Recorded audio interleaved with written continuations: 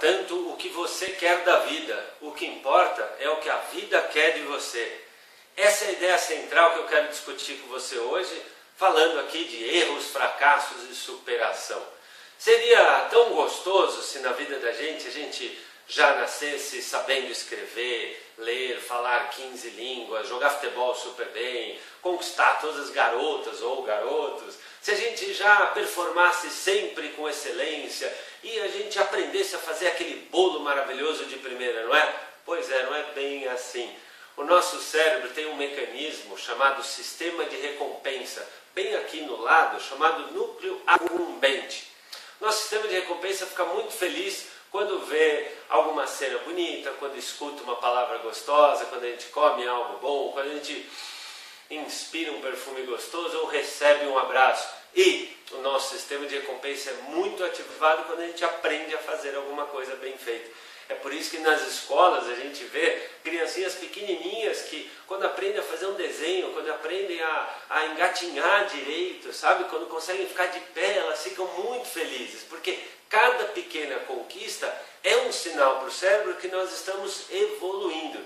E ao evoluirmos, nós nos tornamos mais hábeis para sobreviver e garantir assim a nossa vida. O impulso de vida, ele é o primo irmão do impulso de aprender.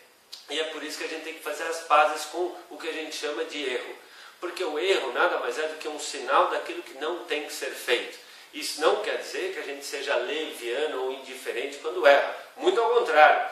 Existem empresas, por exemplo, que montam seus bancos de erros. Pois é, uma reunião mal organizada, uma decisão mal tomada, uma atitude que gerou um desperdício, um processo que gerou muito retrabalho, muita reclamação, um recall, algum problema grave, isso é gravado, arquivado com o sigilo dos participantes que integraram aquela ação, porque isso passa a ser um capital. Se deu errado aqui, melhor que todos saibam que deu errado aqui e rapidamente em outras áreas, em outros departamentos, em outras situações, aquilo seja evitado. Isso é uma mudança cultural. Em vez de jogar para debaixo do tapete, não. A gente olha porque a gente cria uma cultura na qual todos se comprometem com a excelência e não com o perfeccionismo. O perfeccionismo, sim, essa ideia errônea, onipotente, que traz para a gente o desejo de acertar sempre, isso nos causa muito sofrimento. Até porque, como o próprio ditado diz, a dor é inevitável, o erro é inevitável, mas o sofrimento é opcional.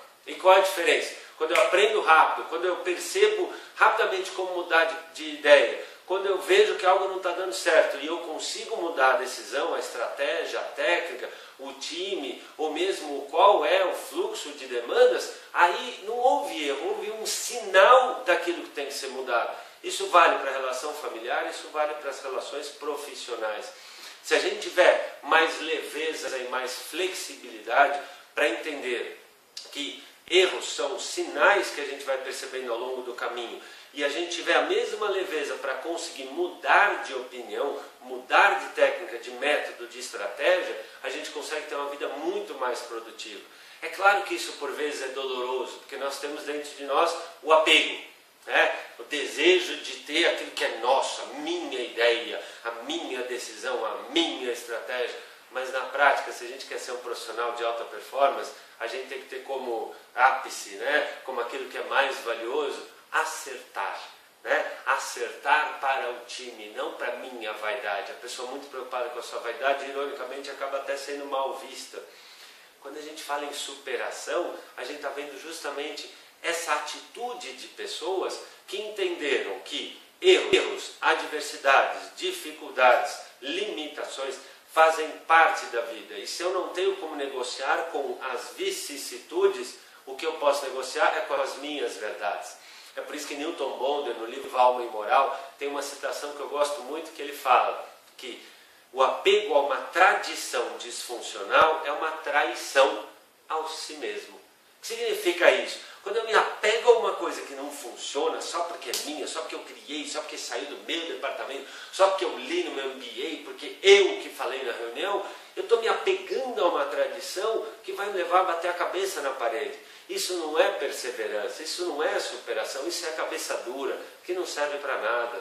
O nosso mundo hoje, ele demanda pessoas mais ágeis, mais leves, mais simples. A gente tem que fazer a vida andar. A gente já encara tanto trânsito, tanta poluição, tanta competitividade, que não dá para ter trânsito aqui na cabeça, não dá para ter poluição de más ideias, não dá para ficar competindo com o nosso próprio time.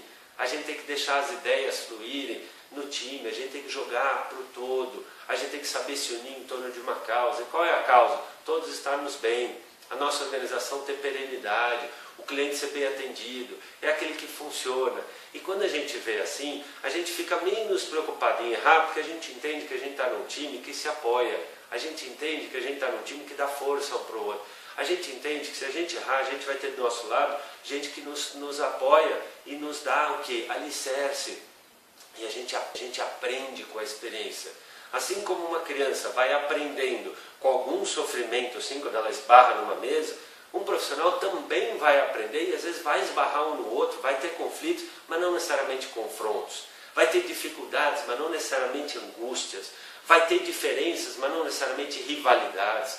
Porque quando a gente percebe que nos caminhos da vida, nosso maior equipamento são as nossas equipes, né? Nossa maior força são as pessoas que trabalham com a gente, nosso maior combustível é a nossa vitalidade, e que aprender nos deixa animados, excitados e felizes, a gente vai substituindo o medo de errar, o pânico, a mágoa, a irascibilidade, a melancolia, né? A gente vai abandonando um pouco o ideal e trabalhando um pouco mais no caminho da gratidão.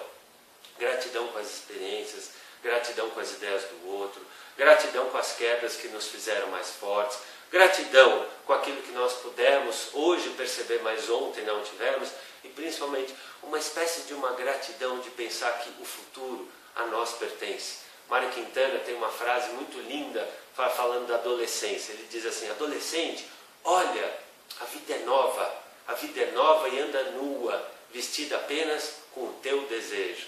Talvez se a gente mantiver um pouco desse espírito adolescente, que não teme, que ousa, que encara a vida de peito aberto, apaixonado, com vontade de acertar, se a gente mantiver a nossa adolescência interior, a gente consiga ser um adulto muito mais capaz, diria até muito mais feliz.